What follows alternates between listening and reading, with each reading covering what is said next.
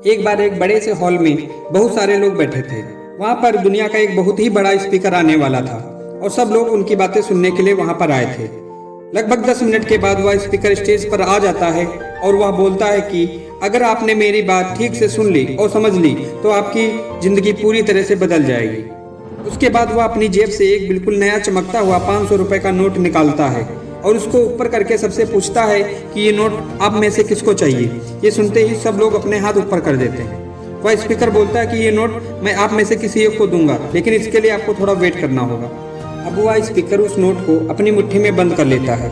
थोड़ी देर तक उसको मसलता है और उस नोट में सल पड़ जाते हैं। वह थोड़ा पुराना सा दिखने लगता है। वह एक किनारे से फट भी जाता है। इसके बाद वह फिर उस नोट को ऊपर करके पूछता है कि अब ये 500 का नोट किसको चाहिए। इस बार भी सभी लोग अपने हाथ ऊपर कर देते हैं। तब स्पीकर ने उस नोट को जमीन पर गिरा दिया। उस नोट पर 3-4 बार पैर रख दिया।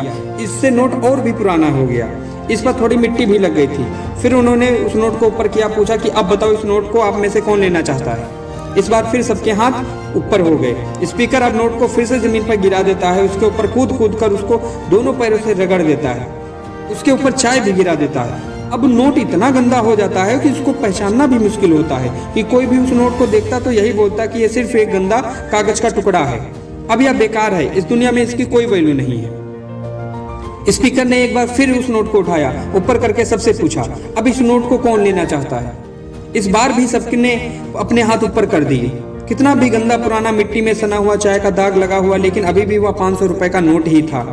जिंदगी कई बार बड़े बड़े झटके देती है। आप एग्जाम में फेल हो जाते हैं या जॉब इंटरव्यू के बाद आपका सिलेक्शन नहीं होता। जब आपका बुरा समय चल रहा होता है और आप एक सिचुएशन का सामना कर रहे होते हैं तो उसके बाद आपको लगने लगता है कि आप सफलता के लायक ही नहीं हैं। आपको लगता है कि दूसरे लोग आपसे बेटर हैं, आप किसी काम के नहीं हैं, आपकी कोई वैल्यू नहीं है।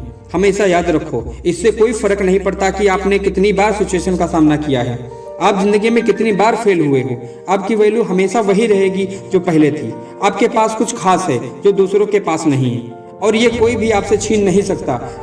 अब तक सक्सेस नहीं मिलने से आपकी वैल्यू कम नहीं हुई है।